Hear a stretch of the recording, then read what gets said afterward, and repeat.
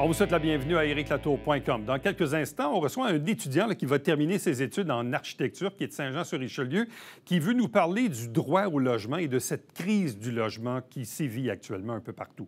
Mais tout d'abord, on parle de Passe-moi la POC. C'est un nouvel organisme. On parle ici de travail de rue, principalement dans le Vieux-Saint-Jean.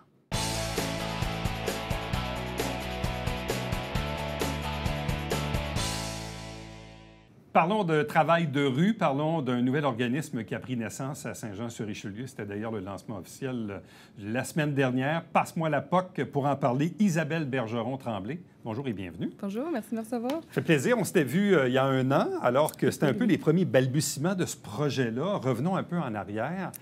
Qu'est-ce qui fait qu'on a décidé de créer un nouvel organisme sur le terrain de Saint-Jean-sur-Richelieu? En fait, c'était les besoins là, dans la ville de Saint-Jean-sur-Richelieu principalement, au niveau des problèmes en itinérance, ce dont on a parlé énormément dans la dernière année et demie, 2 ans même, je vous dirais. Puis ensuite, là, le retrait d'un organisme là, qui assurait le travail de rue à Saint-Jean. Malheureusement, ils ont décidé de se concentrer sur leurs activités plus dans le coin de Chambly, ce qui est tout à fait correct. Puis à partir de ce moment-là, en fait, là, la communauté s'est mobilisée. On parle de la ville, des organismes communautaires, des citoyens engagés, du service de police qui se sont vraiment mobilisés pour dire c'est nécessaire du travail de rue à Saint-Jean. Bon, ce que je comprends, dans le fond, c'est qu'il y avait un manque. Oui. Il y avait comme un trou parce que, tu sais, c'est drôle, moi, je fais ce boulot-là depuis 35 ans. J'ai assisté à la naissance de beaucoup d'organisations. Et là, depuis 10, 15, 20 ans, il n'y a pas de nouvel organisme. Là. Les besoins sont pas mal tous comblés. Or, le problème de l'itinérance, c'est comme un nouvel enjeu là, qui a pris de l'ampleur dans les dernières années. Et je pense que le directeur de la police qui est venu souvent ici à l'émission, lui-même le constatait. Que ça tombe dans leur cour. Après ça, ça tombe dans la cour du centre de santé. Mais entre les deux, là, il n'y avait pas rien comme tel. Puis le travail de rue, c'est connu, mais ici à Saint-Jean, c'était pas tant connu non plus. Ça existait, mais c'est un concept avec lequel peut-être qu'on connaît moins. C'est quoi le travail de rue dans votre définition à vous? En fait, le travail de rue existait déjà, vous l'avez nommé un peu à Saint-Jean. Là, c'est sûr que ça a toujours appartenu à quelqu'un d'autre. Je trouve ça important de le mentionner quand même parce que souvent, c'est ce qu'on nous dit. Là, il n'y en avait pas, mais oui, il y en avait. Il y en avait dans les parcs. Là, oui, il y en avait avec ça, la Maison des Jeunes, avec le Carrefour Jeunesse. Mais quand c'est pas ta mission première, c'est sûr que c'est toujours un peu mis de côté. Pas que les autres organismes n'ont pas fait leur travail, loin de là. La particularité avec Passe-moi la POC, c'est vraiment qu'on est dédié au travail de rue. On fait que ça. C'est vraiment notre mission qui est première. Le travail de rue, en fait, en général, c'est vraiment le but, c'est d'aller rejoindre les gens qui sont vulnérables, qui sont un peu marginalisés, qui connaissent pas les services ou qui ont plus confiance aux services, qui sont complètement désaffiliés. Puis nous, notre rôle, dans le fond, ça va être d'aller rejoindre ces personnes-là via diverses façons, soit en allant dans les organismes, soit en allant autour des écoles, dans les parcs, dans les rues, vraiment les rejoindre dans leur milieu naturel pour ensuite apprendre à les connaître, créer un lien de confiance. Ça peut prendre 6 mois, 1 an, avant d'être en mesure de créer quelque chose qui va durer. Puis après ça, les amener vers une démarche de changement si vraiment c'est ce qu'ils désirent. Ça, c'est vraiment la particularité. Parce qu'en fait, le travail de rue qu'on a déjà eu ici dans la ville, c'était surtout auprès des jeunes et dans les parcs. Il y en avait dans le centre-ville, mais même dans les parcs un peu plus éloignés, il y en avait. Là, on est dans une clientèle qui n'a rien à voir. Là, on parle d'itinérance. Ce qui est un peu nouveau sur notre territoire. Donc, c'est vraiment une clientèle qui est plus dédiée. Et je présume que le travail de rue doit se faire aussi, doit s'adapter à cette clientèle-là. Là. C'est pas comme un jeune de 14 ans qui traîne au parc avec qui on va jaser. Là, on est ailleurs là, complètement. Là. Absolument. C'est sûr que c'est différent. Par contre, ce que j'ai envie de vous dire à ce propos-là, c'est qu'on ne fait pas que de l'itinérance. Puis, effectivement, ce qui a été vu par le passé, c'est souvent du travail de rue qui était plus ciblé jeunesse, plus ciblé logement. Nous, en ce moment, ce qu'on fait, c'est du 0-100 ans. Puis vraiment tout type de problématiques. C'est sûr que la lumière a été mise beaucoup sur l'itinérance. On a beaucoup de partenaires. Il y a autre chose. Ça va être aussi des gens qui sont à risque de vivre un épisode d'itinérance. Ça peut être aussi des parents monoparentales qui ne connaissent pas les services puis qui sont complètement débordés. Ça peut être des jeunes qui ne vont plus à l'école, qui consomment, qui font un peu d'errance. Nous, notre but, ça va être vraiment d'aller les rejoindre puis essayer de retrouver peut-être une certaine motivation. C'est sûr qu'en ce moment, l'itinérance est très visible à Saint-Jean, donc on en parle beaucoup. On a affaire beaucoup avec ces personnes-là aussi. Ça va très bien, d'ailleurs. Et là, on voit aussi qu'il doit exister une concertation entre les organismes parce que, bon, des fois, il y en a qui peuvent fréquenter l'Étoile, mais ils vont fréquenter Famille à cœur, ils vont fréquenter la Saint-Vincent-de-Paul, puis là, on n'est pas loin de l'itinérance, les refuges, puis tout ce monde-là doit se parler, puis la police, puis le service de santé. Bref, ça demande beaucoup de concertation parce que vous avez, dans certains cas, une clientèle partagée. Absolument. Puis ce qui est beau du travail de rue, c'est un peu ça. C'est au final, notre rôle, c'est de connecter tout le monde. Fait qu'on est assez central, ce qui fait que ça rend notre travail un peu plus facile, d'être capable de diriger les gens vers le bon service. Puis à Saint-Jean, je trouve que la concertation est exceptionnelle. Justement, je lui dis, c'était la preuve de tout ça. Il y avait énormément de partenaires qui étaient présents. Puis ça va vraiment bien. C'est sûr qu'au niveau de notre éthique de travail, on a la confidentialité qui est quand même assez présente. N'empêche que avec l'accord des gens qu'on aide, on est capable de se concerter puis d'arriver à un consensus sur une démarche. Donc, c'est un nouvel organisme. C'est un nouveau conseil d'administration avec des partenaires du milieu. De quelle façon arrivez-vous à vous financer pour démarrer le projet? Parce que c'est souvent le nerf de la guerre, évidemment, le financement. Absolument. On a travaillé fort avant, en amont, là, justement, avec le conseil d'administration d'origine. Puis, on a réussi à aller chercher du financement du ministère de la Sécurité publique pour 3 projets différents, dont un avec la Ville, qui nous permet 75 000 par année pour 2 ans. C'est à revoir là, après. On a un peu de financement de la Ville aussi, la Caisse des Jardins, là, qui nous a fait un très beau don là, pour les 2 prochaines années. On réussit à avoir un peu de... quand même pas mal aussi là, d'argent du CIS là, via Air ouverte, qui est situé ici dans le Vieux-Saint-Jean, pour 3 ans aussi. Ce qui fait en sorte qu'on a quand même des sommes intéressantes là, pour les 3 à 5 prochaines années. Par contre, on n'a rien de récurrent pour l'instant, ce qui nous permet de vivre là, en ce moment pour 5 ans. Ensuite, moi, il faut que je fasse mon travail. Mais au moins, vous êtes capable d'avoir la tête en paix pour partir l'affaire, partir le projet. C'est quand même... Absolument. Souvent, on le dit, dans le monde des organismes à but non lucratif, là, c'est vraiment le premier 5 ans qui est important. Après ça, on a des assises un peu plus solides, on se fait des contacts. Et là, ben oui, le nerf de la guerre va toujours rester le financement. Absolument. Parce que c'est rare, le financement... Au niveau récurrent, il faut vraiment qu'on existe depuis 2 ans. Il faut qu'on fasse la preuve que financièrement, on est stable et qu'on a l'apport de la communauté. Ce qui fait que dans 1 an, on va être en mesure d'aller chercher plus d'argent. C'est ça. C'est pour ça que je dis le 0,5 ans est important pour aller chercher la pérennité puis un peu de stabilité dans le financement. Là, dans le fond, vous êtes quoi? Vous êtes 3 personnes à temps plein là-dessus? Oui. Donc, 2 travailleurs de rue. J'aime à dire et demi parce que j'en fais un peu, mais en même temps, toutes les tâches administratives, ça fait que je suis pas vraiment dans la rue avec eux, mais un peu. Puis, on a un poste ouvert là, pour une 3e personne. On cherche encore notre perle rare. Puis, on espère, là, ultimement, être en mesure d'avoir 5 travailleurs. Donc, c'est ce qu'on souhaiterait parce qu'il y aurait assez de demandes là, pour 5 travailleurs.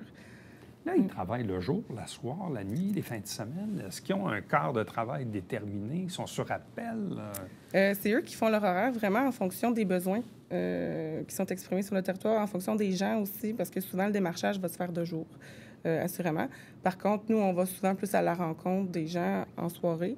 Donc, vraiment, on a le numéro fixe de l'organisme, là, on assure un retour d'appel entre 9 h le matin et 11 h le soir. Des fois, ils vont travailler plus tard un peu, dépendamment de ce qui se passe. Par contre, on ne dira pas qu'on va rappeler jusqu'à 1 h du matin. Là. On est quand même juste 3. Mais on assure un service de garde, là, si je peux dire, là, tout au courant de la semaine. On se partage ça un peu. Puis après ça, ils font leur horaire en fonction de ce qu'ils ont besoin avec les gens. Là. Et ces travailleurs de rue, là, vous en avez 2 pour le moment et peut-être, qui sait, quelques autres qui pourraient s'ajouter. J'espère. À la base, c'est quoi? C'est des travailleurs sociaux, des gens qui ont des expériences connexes au domaine? Oui, absolument. En fait, Sophie et Gabriel là, ont une technique en travail social. Moi aussi, d'ailleurs. Donc, c'est sûr que là, on se concentre là-dessus, mais ça pourrait être une technique en éducation spécialisée, ça pourrait être un bac, ça pourrait être une maîtrise. C'est sûr qu'on regarde dans le milieu de l'intervention. Pour nous, c'est quand même assez important là, d'avoir une certaine notion de base. Là. Et qu'est-ce qu'ils font au juste? Ils se promènent, ils jasent, ils prennent des notes, ils suggèrent, ils établissent un lien de confiance. C'est quoi le b.a.-ba du travail au jour le jour? En fait, ils se promènent. C'est vraiment de créer un lien avec les gens. Des fois, ils ne disent pas d'emblée qu'ils sont intervenants. Ils vont aller s'asseoir, exemple, au bar. Ils vont jaser avec les gens. Puis, de fil en aiguille, selon ce que les gens expriment, ils vont dire, « Bon, mais écoute, j'entends que tu aurais peut-être besoin d'aide pour faire des démarches pour tes cartes. Moi, je suis travailleur de rue. Si tu veux, je peux t'aider dans ça. » Fait que c'est vraiment d'infiltrer un peu le milieu de vie, oui. Et ultimement, puis on doit le voir ailleurs, j'imagine, avec des expériences autres, mais le bénéfice de tout ça, c'est qu'il y a moins d'interventions policières. On réussit, dans certains cas, à les ramener sur le droit chemin. Qu'est-ce que vous avez vu dans vos expériences passées ou dans d'autres villes, des bienfaits du travail de rue? Bien, souvent, c'est d'être capable d'aller rechercher les gens qui, justement, on dit depuis le début, là, qui ne connaissent pas les services. Puis effectivement, ce qu'on remarque ailleurs, c'est qu'il va y avoir moins d'interventions policières. Les gens vont mieux connaître le service de travail de rue aussi, vont être plus en mesure de nous référer des gens. Puis notre approche est vraiment très différente. Les gens vont être plus enclins à nous parler puis à commencer des démarches. On n'est pas en arrière d'un bureau, on va chez eux, on est toujours dans une approche de non-jugement. Peu importe ce qu'ils font. Souvent, on va parler des grands consommateurs.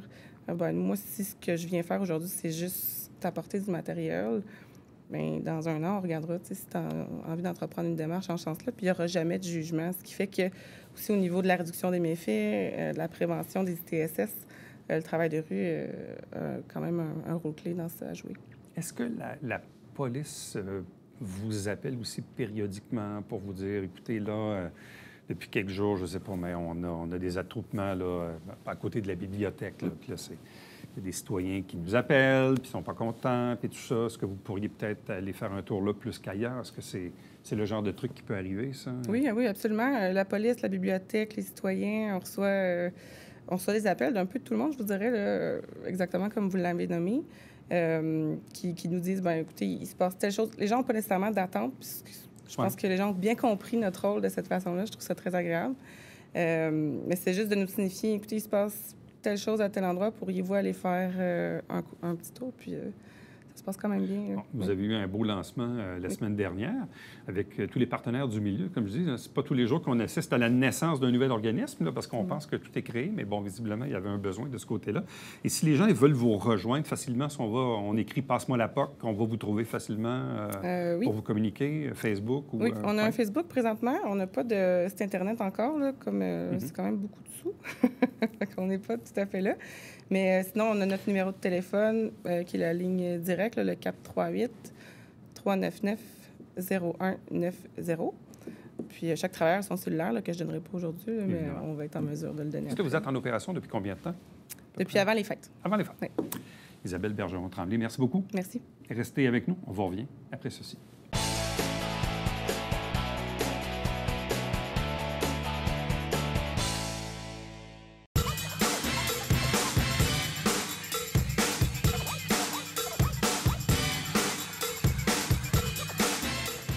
Dimanche, 9h30, Télébingo, on vous attend.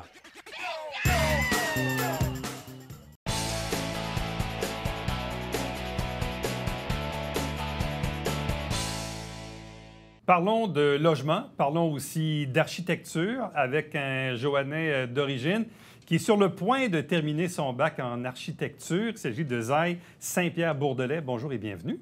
Bonjour. Est-ce que je peux dire félicitations? Parce que le bac est pas mal sûr, là. Vendredi, là, pas mal sûr, là. Il n'y a pas de doute, là. Non, c'est ça. Explique-nous un peu. Bon, tu es de Saint-Jean-sur-Richelieu, tu étudies à l'Université de Montréal. Oui. Donc, tu es à la fois technologue en architecture et bientôt, tu auras ton bac dans quelques jours à peine. Puis là, tu es inscrit aussi à la maîtrise. Qu'est-ce qui fait que tu t'es inscrit dans cet univers du monde de l'architecture? En fait, moi, l'architecture, c'est quelque chose qui me passionne depuis que je suis vraiment jeune. D'un point de vue, en fait, de comment est-ce qu'on peut apporter à la société. L'architecture, c'est quelque chose d'inévitable pour tout le monde, puis qui a une manière concrète, en fait, d'impacter la vie de tout le monde, puis d'être positive. OK. Mais en même temps, de ce que je sens, c'est qu'au-delà de tes études, il y a cette espèce de désir d'implication sociale. Tu as œuvré au sein d'une coopérative, on pourra en reparler. Tu veux qu'on parle aussi de crise de logement, tu as un regard là-dessus. Bref, explique-nous en quoi l'architecture nous amène aussi vers une forme d'implication sociale. En fait, je dirais que j'ai découvert le bénévolat et l'implication sociale à la polyvalente Chanoine-Armand-Rasco. donc ici à Saint-Jean-sur-Richelieu, quand j'ai fait mon secondaire, donc à l'international, puis ils nous faisaient faire du bénévolat.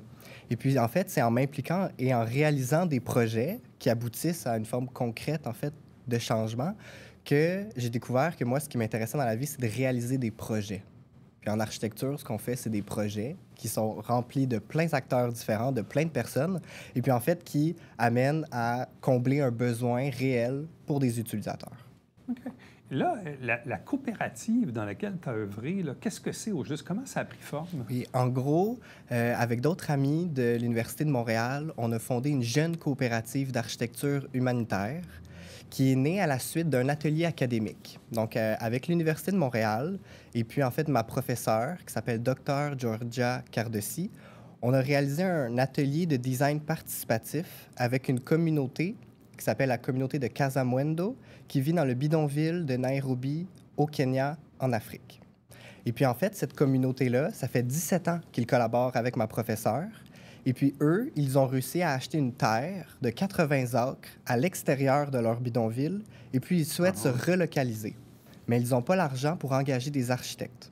Donc, c'est pourquoi est-ce qu'il y a un atelier académique, donc avec nous, des étudiants, qui réalisent des designs de maisons qui peuvent être autoconstruites par les gens de la communauté, qui récoltent les eaux de pluie, qui est autonome en énergie avec des panneaux solaires, autonome en nourriture avec des jardins de permaculture, et puis qui permet aussi, en fait, d'avoir une économie économique. Bon, ça, c'est un nouveau terme que je ne connaissais pas, de l'architecture humanitaire. Oui. Ça existe, ça?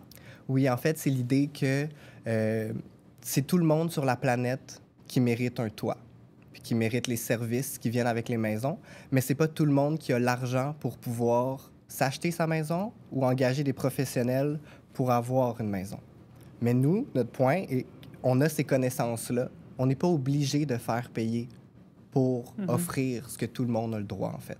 Donc, c'est pour ça qu'on s'est créé en tant que jeune coopérative, donc un organisme à but non lucratif, qui a pour but, en fait, de faire collaborer des étudiants et des professionnels de manière pro bono pour terminer les plans qu'on a réalisés à l'école, pour vraiment, en fait, aller construire avec eux sur le site au Kenya l'été prochain un prototype de maison qui a pour but, en fait, de leur enseigner comment s'autoconstruire. Est-ce que tu es déjà allé au Kenya? Non, pas encore, mais je vais aller cet été. Tu vas y aller cet été? Cet été. Donc, on a un premier voyage, en fait, qui est vraiment essentiel pour aller rencontrer la communauté en face à face. Ça fait 2 ans qu'on discute par Zoom, mais là, il faut qu'on se rencontre en vrai, puis qu'on aille sur le site, prendre des photos, puis prendre toutes les informations et relevés qu'on a besoin pour terminer les plans. Comment tu vois ce voyage-là qui est quand même assez intriguant, au-delà du fait que, bon, vous avez vu ces gens-là, on sait. Oui. Mais là, le fait d'y aller là-bas, là, c'est quoi le regard que tu portes? C'est quelque chose de quand même plus grand que moi, je dirais, parce que en ayant collaboré avec eux, j'ai réalisé à quel point est-ce que nos modes de vie sont différents, puis qu'ils vivent dans une précarité que je ne connais pas, et puis qu'on reste protégé de cette précarité-là quand on collabore sur Zoom. Mais d'aller les voir sur place, c'est essentiel pour moi en tant qu'architecte pour réellement comprendre c'est quoi leurs besoins pour pouvoir réellement les aider, en fait. Donc oui, c'est quelque chose que je ne cacherai pas qui me stresse un peu, mais qui est, selon moi, vraiment nécessaire. Bon, parlons de crise du logement. Ça, c'est le mot à la mode, bien tristement, dans nos grands centres en ce moment. Le taux d'inoccupation est en bas d'1 %, puis c'est pas juste à Saint-Jean, c'est partout où on irait à Rouyn-Noranda ou dans d'autres villes. C'est pas juste dans les grands centres, là, comme je dis. Là, des fois, c'est même dans des villes un peu plus loin des grands centres où il y a en ce moment un problème de logement. Même ici, à Saint-Jean, il y a un problème de logement abordable. Il y a un problème de logement tout court. Parfois, encore récemment, j'étais dans un dîner à la Chambre de commerce où des gens d'affaires disaient, écoutez, on a une pénurie de main-d'œuvre. Quand on finit par trouver du monde pour travailler dans nos entreprises, on ne sait pas où les envoyer pour habiter. Il manque de maisons, il manque de logements, il manque de logements abordables aussi. Quel est le regard que tu portes sur cette crise du logement là, qui se dessine au Québec là, depuis... et on dirait que c'est pire depuis la pandémie. Là.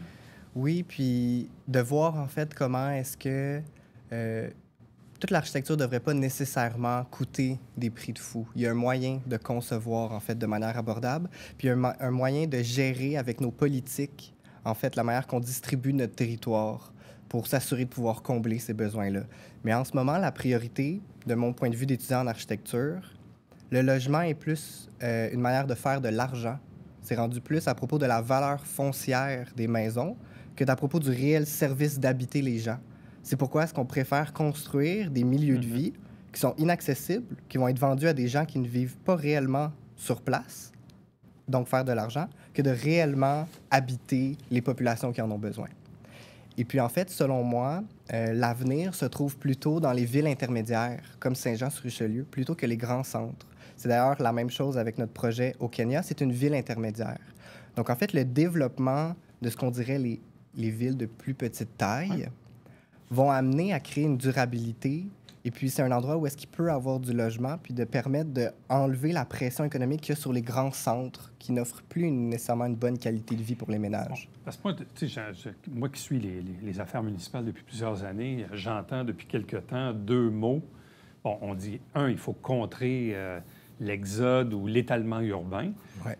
Ça me frappe parce que moi, j'ai travaillé à Montréal pendant une vingtaine d'années et j'ai vu, exemple, le 10-30 se construire. Quand j'allais à Montréal il y a 20 ans, il n'y avait rien. Ouais. Aujourd'hui, il y a une mini-ville à côté du futur REM. Ça a changé. Puis l'étalement urbain, on l'a vécu à Saint-Jean. Puis même l'étalement urbain, on pourrait dire que ça va jusqu'à Farnham, là, Rougemont et Saint-Césaire. Mais de l'autre côté, on dit, ah, mais là, il faut densifier. Ça, c'est l'autre mot à la mode, là, ouais, densifier, OK. Mais quand vient le temps de densifier, c'est pas tout le monde qui aime ça, parce qu'il y a du monde qui dit, bien là, je veux pas avoir quelque chose qui a 12 étages à côté de chez nous. Exact. C'est quoi l'avenir? C'est quoi la solution? Qu'est-ce qu'on devrait prôner? Le partage des ressources, le partage de l'espace. Et puis, en fait, c'est en réalisant que c'est pas nécessairement réaliste que tout le monde ait son petit bungalow avec sa cour individuelle. Ça fait partie du passé maintenant. On doit apprendre à vivre plus ensemble et puis, en fait, en partageant nos services ou nos ressources, par exemple, en partageant la tondeuse ou en partageant la piscine à plusieurs maisons. C'est comme ça qu'on va pouvoir augmenter, en fait, avoir plus d'abondance en la partageant ensemble, au lieu, en fait, de se séparer les uns les autres et puis de reproduire individuellement chacun, en fait, notre mode de vie. Est-ce qu'on devrait adopter un mode qui est plus à l'européenne? C'est-à-dire que j'ai l'impression qu'on est un jeune pays. L'Amérique du Nord, c'est pas si vieux que ça dans l'histoire de l'humanité. Des grands espaces où tout le monde pouvait avoir sa maison et sa piscine et son cabanon là, et son driveway pour mettre 6 autos. Hein? Ce qui est ça chez nous. Hein? Mais on se dit, ça, c'est pas ça l'avenir. Non, ça ne l'est plus. Mais ça va... C'est sûr que l'aménagement du territoire n'est pas pareil qu'en Europe, étant donné que c'est les plus grands espaces, on a quand même besoin de la voiture. Mais c'est ancré dans notre culture de vivre séparément comme ça plutôt que d'être plus proche puis d'être plus en collectivité. Je me rappelle, il y a une dizaine d'années, je recevais un politicien qui est d'une autre époque, mais tu sais, qui me disait, Éric, il ne faut pas se scandaliser, mais le développement de nos villes s'est fait au détriment des terres agricoles. Oui. Là, aujourd'hui, il y a une commission de protection des terres agricoles. Il n'y a pas beaucoup de politiciens qui veulent aller jouer là-dedans parce qu'il y a un tollé incroyable. Fait juste regarder ici, bon, on a un terrain de golf qui est encore un terrain de golf, mais déjà là, on fait juste dire, hey, on pourrait peut-être en développer. Rapidement, on voit que les gens se braquent et veulent protéger ce qui reste. Parce que nos forêts sont petites en ville, les espaces verts ne sont pas très nombreux. Donc, on voit maintenant qu'il y a une nouvelle cohorte de population qui pousse pour qu'on protège ce qu'on a. Oui. Ce qui est fondamental. Puis après ça, le reste, bien, ça va passer par la densification ou le partage des espaces. Là. Donc, c'est vraiment une nouvelle vision qui s'anime, là. Oui, en fait, ça va être de comment retransformer, adapter, puis permettre que qu'est-ce qu'on a déjà puisse nous durer dans l'avenir, au lieu de continuer de construire des choses qu'on va avoir besoin. Comment est-ce qu'on peut adapter nos anciens bâtiments? Comment est-ce qu'on peut adapter notre patrimoine, nos églises, pour les rendre durables puis qui nous servent dans l'avenir, au lieu de démolir quand ça ne nous convient plus et puis reconstruire pour notre besoin du jour? Est-ce que tu as le goût de faire quelque chose par rapport à la crise du logement? Est-ce que tu veux t'impliquer davantage? Qu'est-ce que tu vas faire avec ça? En fait, moi, un de mes grands rêves depuis longtemps, en fait, c'est de prôner l'autoconstruction et puis, en fait, des maisons qui sont autonomes. Donc, moi, un de pourquoi, en fait, on a commencé avec la coopérative d'architecture humanitaire, c'est pour pouvoir développer ces plans de maisons-là. Lorsque les gens peuvent se construire eux-mêmes, mais aussi réparer, rénover et agrandir leur maison avec les connaissances, c'est quelque chose qui coûte beaucoup moins cher puis qui assure une durabilité dans le temps parce que les gens vont pouvoir entretenir leur maison. Et puis aussi en ayant de l'autonomie alimentaire, donc par exemple des jardins de permaculture ou des serres dans nos maisons, ça enlève une grosse pression, en fait, sur tout l'aménagement puis l'arrivée des ressources. Donc, en décentralisant, en fait, l'accès aux services pour nos maisons, donc en créant des zones de résilience puis d'autonomie, on peut se protéger en cas de panne d'électricité, de verglas ou de tempête, puis s'assurer, en fait, qu'on est beaucoup plus résilient si on est beaucoup plus autosuffisant, puis que les gens peuvent retravailler leur maison par eux-mêmes. Fait que moi, un de mes souhaits, en fait, ça serait de partager ces connaissances-là d'autoconstruction, puis de ramener aussi un peu le savoir ancestral que les Québécois et les Québécoises avaient.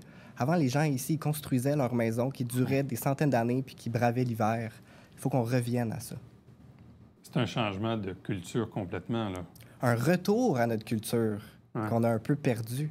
Donc, c'est là un peu le beau travail de recherche, de venir voir qu'est-ce qu'on faisait avant qui fonctionnait bien, que l'on a un peu malheureusement oublié durant la modernité, parce qu'on a commencé à tout faire pareil partout à travers le monde, peu importe le contexte et le climat. Mais là, on revient à ce qui était avant, et puis on réalise que c'était beaucoup plus en harmonie, en fait. Ouais. Bien, un gros merci. Bonne chance pour la suite. Bien, le bac que tu vas recevoir dans quelques jours, la maîtrise à laquelle donc tu vas procéder là, dans les prochaines années. Exactement, les 2 prochaines années. Les 2 prochaines années, le projet au Kenya, le logement, bref, beaucoup de pain sur la planche. Bonne chance. Merci beaucoup. Je vous invite aussi à suivre COP Casa sur les réseaux sociaux si vous voulez soutenir notre projet pour nous permettre, en fait, de construire ce prototype et d'aller au Kenya. Merci beaucoup. Merci. Restez avec nous. On vous revient après ceci.